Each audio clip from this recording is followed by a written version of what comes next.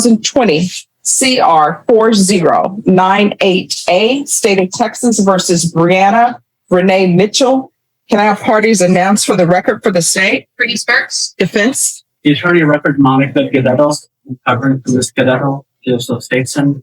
Ms. Mitchell, would you give this judge permission for me to do the case in case of Monica Guerrero? That's not.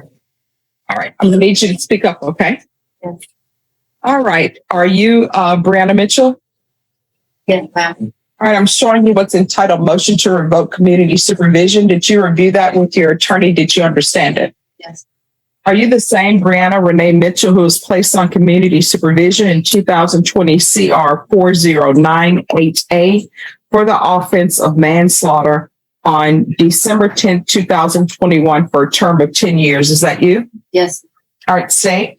Yes, Judge, violated condition number 1 on or about the 8th day of September 2022 in Bexar County, Texas. The defendant, Brianna Renee Mitchell, committed the offense of possession of controlled substance. Penalty group 1 in violation of condition number 1. How do you plead to that? True or not true? True. Violated condition number 1 on or about the 8th day of September 2022 in Bexar County, Texas. The defendant, Brianna Renee Mitchell, committed the offense of fail to ID fugitive intent to give false information in violation of condition number 1. How do you plead to that? True or not true? True. Violated condition number 1 on or about the 8th day of September 2022 in Bexar County, Texas. The defendant, Brianna Renee Mitchell, committed the offense of evade arrest or detention in violation of condition number 1. How do you plead to that? True or not true? True. We'll waive the other violations. Any objections to the state's waivers? None. All right. Did you understand by pleading true to violations 1, 1, and 1, the court could find it true, grant the motion, and sentence you up to 10 years in prison and up to a $1,500 fine? Did you understand? Yes, ma'am. Knowing that, do you still wish to plead true to violations 1, 1, and 1? Yes. The court will find 1, 1, and 1 true. Is there an agreement? Yes, Judge, we're asking that you grant the motion, revoke her probation, and sentence her to 10 years in TDC. In addition, Judge, will be taking into consideration cause numbers 2022 CR 10345B, County Court cause number 692652, County Court cause number 692653. Is that the agreement, defense? It is, Your Honor, and I believe I may have made a clerical typo on the certificate of appeal. I may have put the case in PIC instead of the NPR. Yes. Yeah, I'll correct that. Is there any objections to the court correcting that with the proper cause number? No. And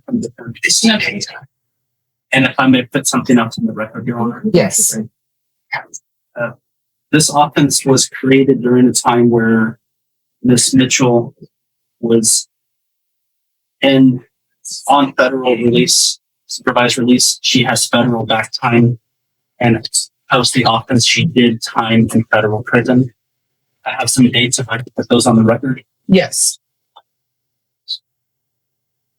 She was in custody in the federal prison or federal custody on April 18th, 2016, where she was sentenced November 17th, 2016.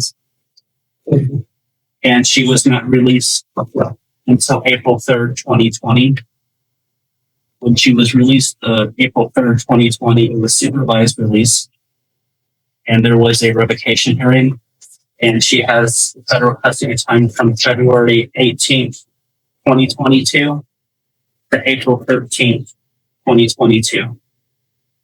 And we ask that she be given credit for federal time in addition to the Bexar County time. So you're asking for credit from April 18th, 2016 to April 13th, 2020? We are, and I did explain to my client that is prior to the offense date, but she was still in custody post that also, and that it's the court's discretion to award time. So with regards to the dates from April 18th, 2016 to April 13th, 2020, Was this case open on a motion to revoke or no? I don't believe it was on a motion to revoke. All right, was this case pending? I can So- check one moment, Your Honor. Okay, so that's what I want to know about that. But with regards to the February 18th to 2020, February 18th, 2022 to April 13th, 2022, this was pending, correct? Yes. All right, so she will definitely receive credit for those dates. I just need to check on the April 18th date.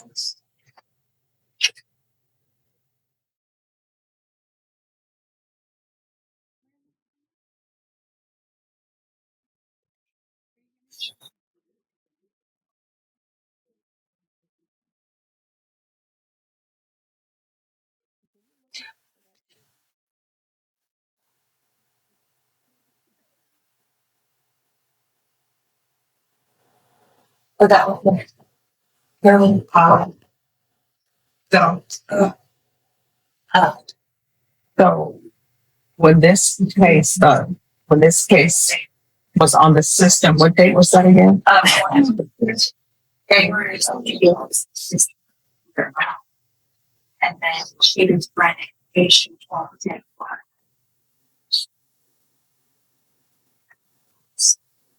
All right. Well, it appears, Ms. Sparks, Yes, Judge. on this case, I'm being informed by the clerk that this case was actually on the system January 2nd, 2016. Yes, that's just what our computer says. Okay.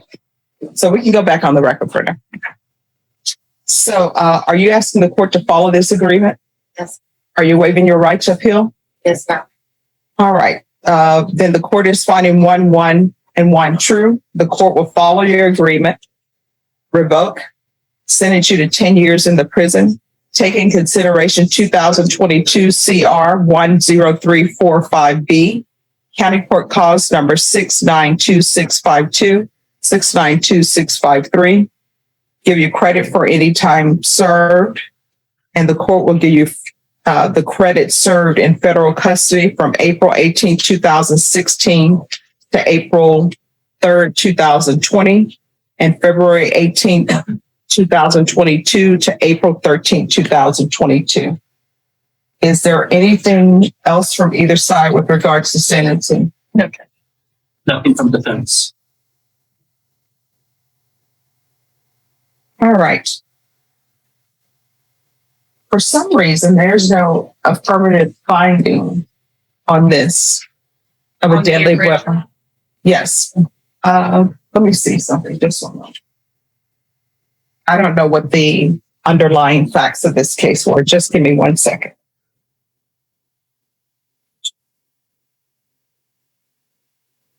I'm assuming a weapon was involved, be it a vehicle or something else.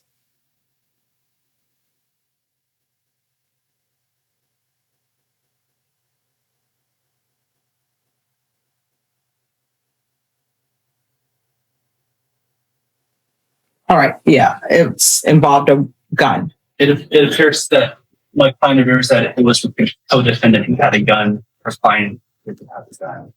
But that was not negotiated with the district attorney's office with Marcus prior to this. All right, because I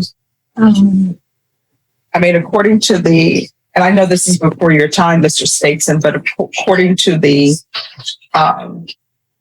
indictment, it says that Brianna Mitchell did recklessly cause the death of an individual, namely, the complainant by discharging a deadly weapon. So this is pre this attorney, Ms. Mitchell, but that's what's in the paperwork. So there's going to be an affirmative finding.